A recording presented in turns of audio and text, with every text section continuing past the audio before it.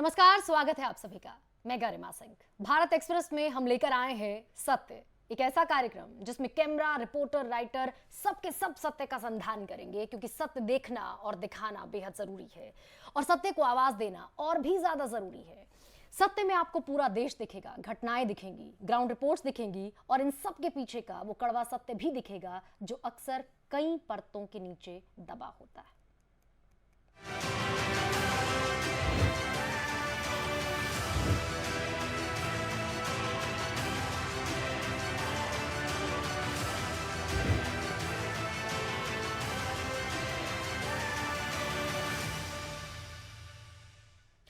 और सबसे पहले सत्य में एक बड़ी खबर का सत्य आप तक पहुंचा रहे हैं। ये जुड़ा है कांग्रेस नेता पवन खेड़ा से, क्योंकि उनको बड़ी राहत मिल गई है और दिल्ली की द्वारका कोर्ट से उनको ये जमानत मिली है। सुप्रीम कोर्ट के आदेश के बाद खेड़ा को जेल मिली है। 30,000 के निजी मुचलके पर उनको जमानत दे दी गई है। हालांकि इसके ठीक बाद उन्होंने ये कहा कि मैं संघर्ष करता रहूंगा। देश की न्यायपालिका पर उन्होंने भरोसा जाहिर किया और कहा कि मुझे अपने देश की न्यायपालिका पर भरोसा है।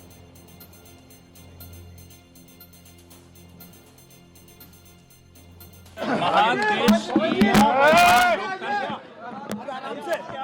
न्यायिक प्रणाली पर, प्रक्रिया पर मुझे पूरा भरोसा है। आज मेरी अभिव्यक्ति की स्वतंत्रता की रक्षा इसी न्याय प्रणाली ने की है। इसको मैं बार-बार सलाम करता हूं। आपको अपने जो स्टेटमेंट दिया तुम कहना है, सच की जो लड़ाई है उस रास्ते में कई बार संघर्ष करने पड़ते हैं। मैं संघर्ष कर रहा हूं। तो इसके आगे के सत्य के लिए तो प्रतीक्षा करनी पड़ेगी, लेकिन इसके पीछे का सत्य क्या है ये आपको दिखाते हैं। क्योंकि दिल्ली एयरपोर्ट पर आज जो तस्वीर सामने आई, ऐसा बेहद कम मौकों पर हुआ होगा, ना हमने देखा होगा ना आपने देखा होगा। दरअसल एक फ्लाइट टेक ऑफ के लिए तैयार थी और कांग्रेस के राष्ट्रीय प्रवक्ता पवन खेड़ा को जहाज से नीचे उतार दिया गया। इसके बाद कांग्रेसियों ने जमकर बवाल किया और केंद्र सरकार को तानाशाह बताया। पवन खेड़ा पर यह पूरा बखेड़ा हुआ क्यों, इसका सत्य इस कहानी में आपके सामने।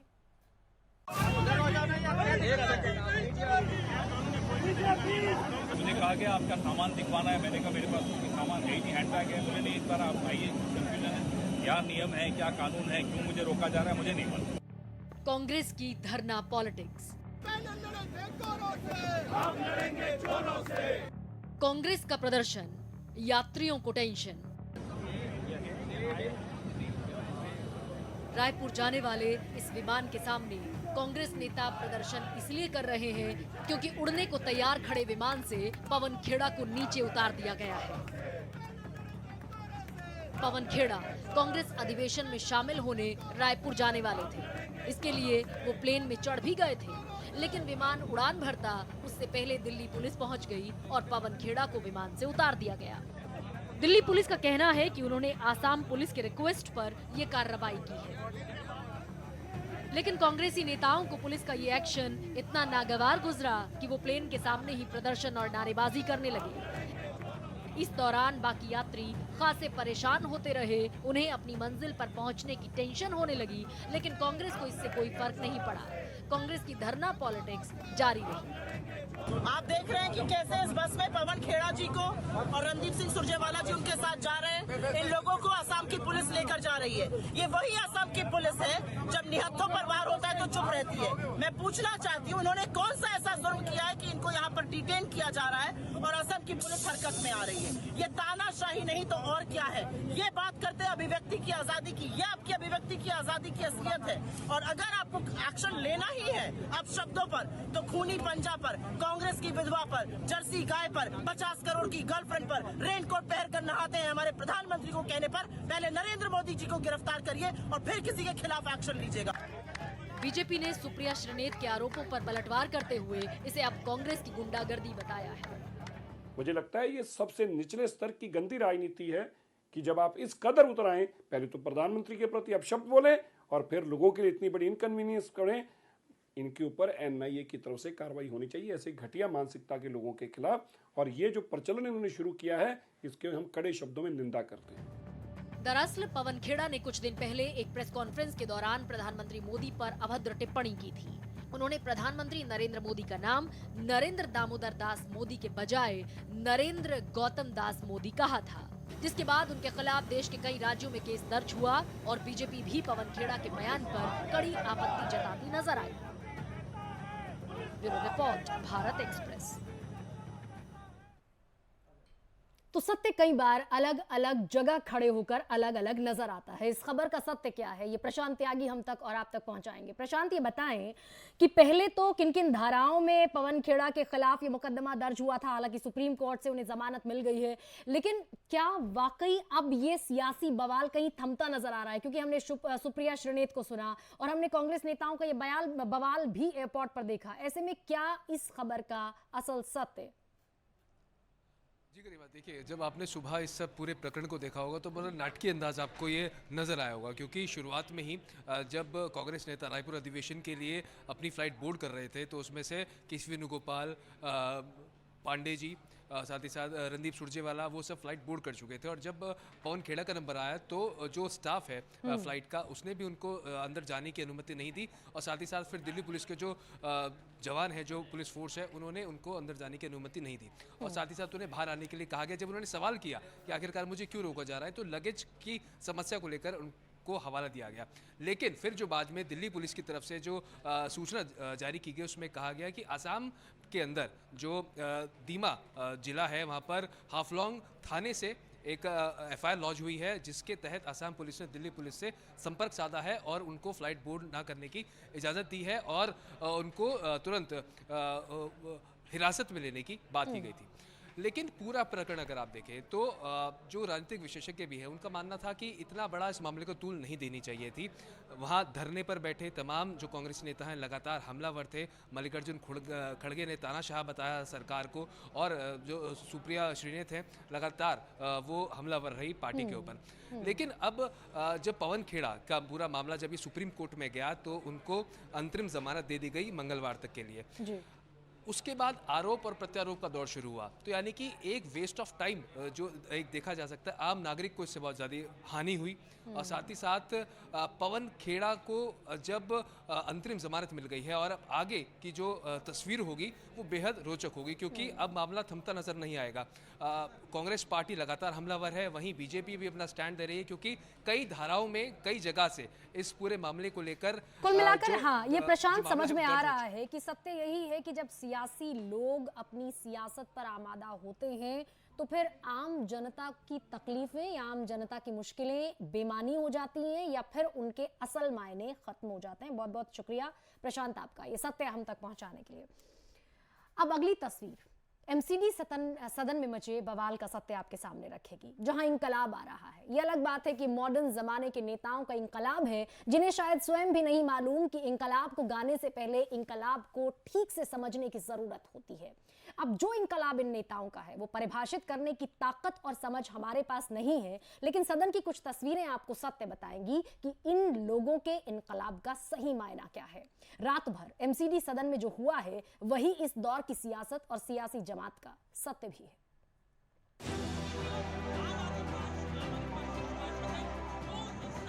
धक्का मुक्की और हाथापाई हो रही है, मंच गिराए जा रहे हैं, मतपेटी फेंकी जा रही है, पानी की बोतलें उछाली जा रही हैं और हनुमान चालीसा का पाठ हो रहा है।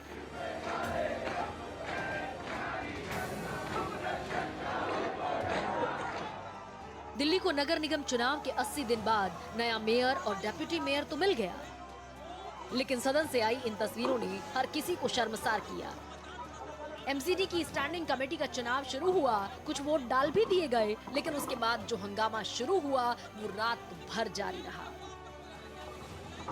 रात 11 बजे बैलेट पेपर गायब होने पर पार्षदों में हाथापाई शुरू हो गई, जिसके बाद पार्षद टेबल पर चढ़ गए और एक दूसरे पर पानी फेंकने लगे। देखते ही देखते हंगामा इतना बढ़ा कि माइक तोड़ा जाने लगा, डायस तोड़ा गया, मतपेटियां फेंक दी गई और कागज भी एक दूसरे पर उछाले गए। पार्षदों का हंगामा जारी रहा, जिसके बाद सदन की कार्यवाही कभी चलती और कभी स्थगित होती रही। और रात्रि सेवा में इस पूरे हंगामे के बीच कुछ पार्षद सदन में सोते भी नजर आए। बताया जा रहा है कि स्टैंडिंग कमेटी के चुनाव के दौरान कुछ मेंबर्स मोबाइल लेकर आए थे। इस पर बीजेपी के सदस्यों ने आपत्ति जताई और फिर ये हंगामा बढ़ गया।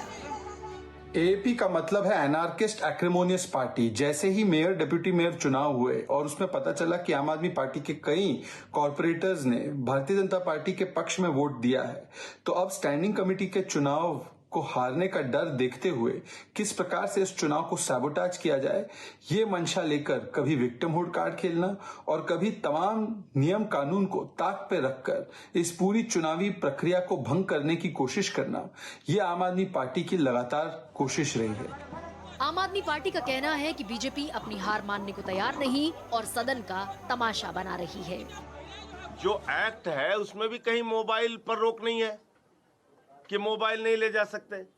जबरदस्ती, क्योंकि हर चुनाव ये हार रहे हैं, मेयर में हार गए, डिप्टी मेयर में हार गए, स्टैंडिंग कमेटी में हारेंगे, तो हार से इतना बौखला, मतलब दिल्ली के 2 करोड़ लोगों ने हरा दिया, वो नहीं माना।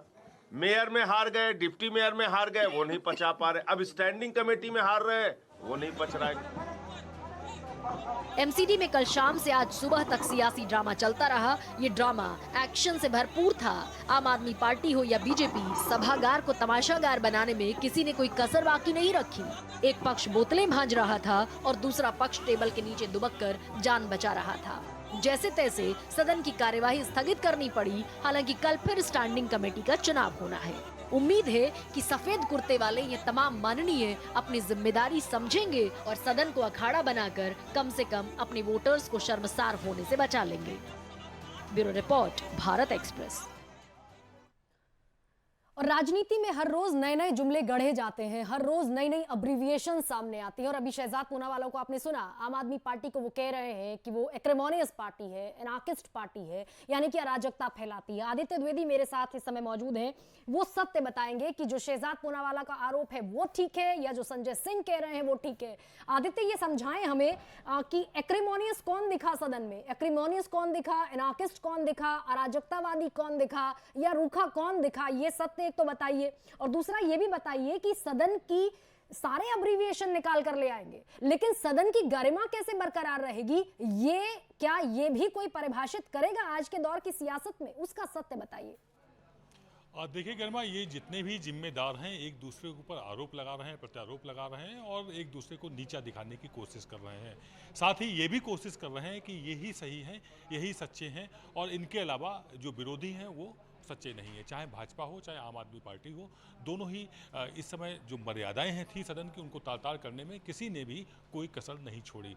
दरअसल ये पूरा मामला है स्टैंडिंग कमेटी में पावर का और उसको हथियाने का। किसी भी सूरत में स्टैंडिंग कमेटी में भाजपा भी जितना चाह रही है मेयर और डिप्टी मेयर का चुनाव हारने के बाद, और आम आदमी पार्टी स्टैंडिंग कमेटी में किसी भी सूरत में बहुमत चाह रही है।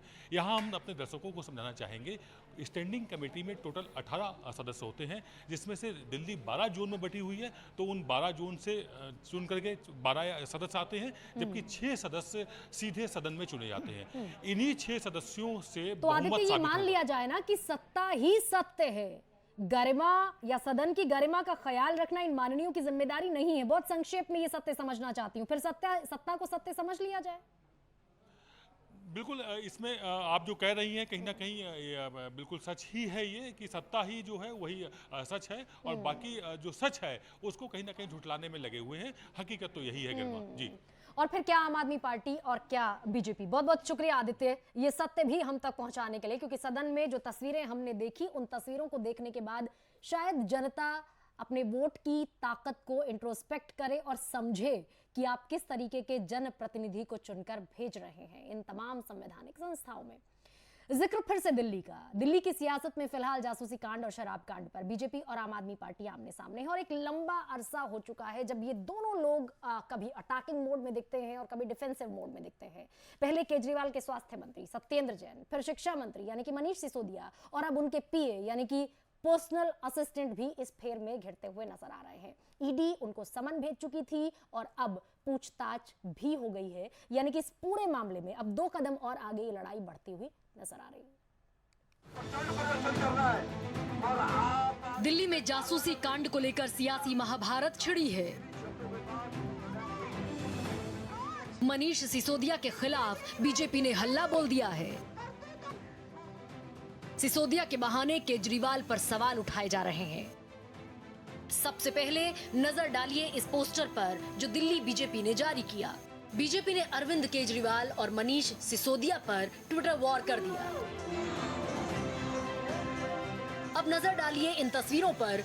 देखिए कैसे केजरीवाल सरकार के खिलाफ बीजेपी शक्ति प्रदर्शन कर रही है। जासूसी कांड पर केजरीवाल सरकार को घेर रही है। बीजेपी नेताओं ने आम आदमी पार्टी दफ्तर तक मार्च निकाला। हालात जब बेकाबू होने लगे तो पुलिस ने एक्शन लिया और कई बीजेपी नेताओं को हिरासत में ले ली। हमें पुलिस ने गिरफ्तार किया है।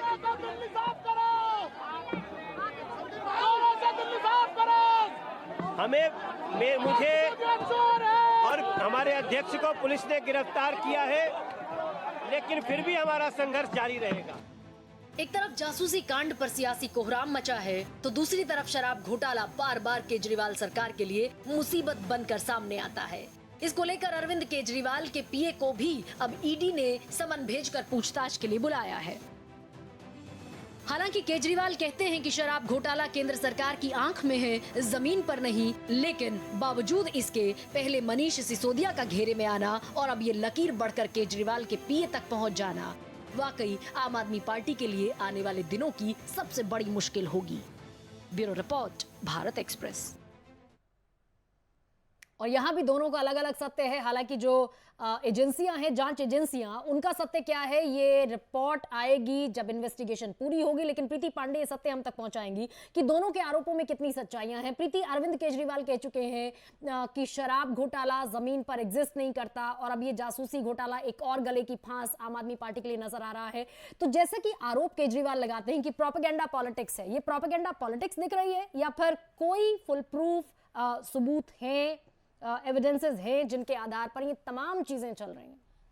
जो आपने पहला सवाल पूछा कि क्या ये प्रोपेगेंडा पॉलिटिक्स है, तो इसका जवाब तो सीधा है कि राजनीति में जब दो पार्टियां एक दूसरे की विरोधी होती हैं तो एक दूसरे पर इस तरह का आरोप अक्सर लगाती हैं कि ये पॉलिटिकल वेंडेटा है या प्रोपेगेंडा पॉलिटिक्स है। तो ये तो देखिए केजरीवाल को सूट भी करता है, मनीष सिसोदिया को भी सूट करता है, लिहाजा इस तरह के बयान आते रहेंगे। जहां तक आपने फैक्ट्स की बात की, ईडी और सीबीआई दोनों ही इन मामलों की इन्वेस्टिगेशन कर रही हैं। जासूसी कांड को लेकर के ऑलरेडी सिसोदिया अब घेरे में है, उनको लेकर एक अलग एफआईआर की बात हुई जिसकी चर्चा हमने कल भी की थी और लगातार हम कर रहे हैं। जहां तक मामला है शराब घोटाले का, 26 तारीख को सिसोदिया को जाना है एजेंसी के सामने, ईडी के समक्ष पेश होना है, सीबीआई के समक्ष, और आज ईडी बुला लेती है केजरीवाल के निजी सचिव को। यहां पर जिस शख्स को बुलाया गया है उस पर आरोप यह है कि समीर महिंद्रो जो स्प्रिंट ग्रुप के ओनर हैं, उनके साथ में केजरीवाल की वीडियो कॉल के जरिए बात कराई गई थी। और निजी सचिव ने जब बात कराई थी तो उस कन्वर्सेशन में केजरीवाल ने विजय नायर को लेकर के समीर महिंद्रो को यह बताया था कि ये हमारा आदमी है, इस पर ट्रस्ट किया जा सकता है। और उसके बाद जब पैसों की लेन देन हुई तो उस 100 करोड़ की रकम का इस्तेमाल गोवा चुनाव में किया गया आम आदमी पार्टी की तरफ से चुनाव प्रचार के लिए। और इसके संदर्भ में जो चार्जशीट, जो पूरक चार्जशीट दाखिल की गई जनवरी में, उसमें भी जिक्र किया गया और बाकायदा केजरीवाल का नाम भी इस वीडियो कन्वर्सेशन को लेकर के था। तो यहाँ पर सिर्फ केजरीवाल के पीए ही नहीं बुलाए गए हैं। आप समझिए कि अब तक सिसोदिया तो ग्रिप में थे ही, लेकिन जब उनके निजी सचिव का नाम सामने आ गया है तो केजरीवाल भी कितने दिनों तक बिल्कुल जाहिर सी बात है, ये बिल्कुल बड़ा सत्य आप रख रही हैं प्रीति, कि जाहिर सी बात है कि अगर केजरीवाल के निजी सचिव अब ईडी के समन के बाद पूछताछ के लिए पहुंच गए तो सीधे सीधे आप मानिए कि केजरीवाल तक भी ये 2 कदम और आगे बढ़ते हुए जांच पहुंच गई है। बहुत बहुत शुक्रिया आपका ये सत्य भी हम तक पहुंचाने के लिए। तो राजनीति दरअसल इसीलिए बड़ा गूढ़ विषय माना जाता है, कूटनीति इसीलिए बड़ा गूढ़ विषय माना जाता है। लेकिन अगली खबर का सत्य, अय्याशी का अंपायर खड़ा किया सुकेश चंद्रशेखर ने, लेकिन इन दिनों वो किस हालत में है ये कुछ तस्वीरें आपको बताएंगी। मंडोली जेल में है सुकेश चंद्रशेखर और आंसू बहा रहा है। कई 100 करोड़ का महाठग है, ये सजा काट रहा है। बावजूद इसके अय्याशी में जेल के भीतर भी कमी नहीं। और ये खुलासा कब हुआ? जब जेल में जेलर पहुंचे और बाकायदा तलाशी ली गई। लेकिन बहुत सारी लग्जरियस चीजें सुकेश चंद्रशेखर की सेल से बरामद हुई हैं। सत्य ये जानना जरूरी है कि आखिर जेल में सुकेश का ये लग्जरी सप्लायर है कौन। देखिए रिपोर्ट। सुकेश, आपके लेटर बहुत सारे सामने आते रहते हैं। सुकेश, कितनी सच्चाई है लेटर्स में? ये मंडोली जेल में सुकेश चंद्रशेखर की सेल है और ये खड़ा है 2000 करोड़ की ठगी का आरोपी सुकेश चंद्रशेखर।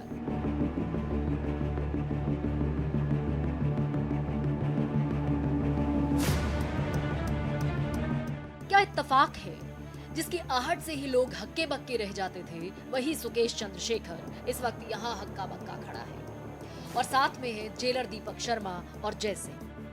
200 करोड़ की ठगी के आरोपी सुकेश के साथ जेल के भीतर कुछ ऐसा भी होगा, ये शायद वो नहीं सोच पाया होगा। तभी तो दुनिया को चूना लगाने वाला अब हैरान और परेशान है। अब ये छापा कैसे डाला गया और छापे में क्या क्या मिला, उसे हम बताएं उसके पहले ये तस्वीर आपको दिखाना चाहते हैं, क्योंकि ऐसी तस्वीर इसके पहले ना तो किसी ने देखी होगी और ना ही इसके बारे में किसी ने सोचा होगा। सुकेश चंद्रशेखर जेलर दीपक शर्मा और जय सिंह के सामने जमकर और फूट फूट कर रोया। सीसीटीवी की ये तस्वीरें गवाही है कि वो किस तरह से रो रहा है और अपनी टी शर्ट की बाजुओं से आंसुओं को पोंछ रहा है।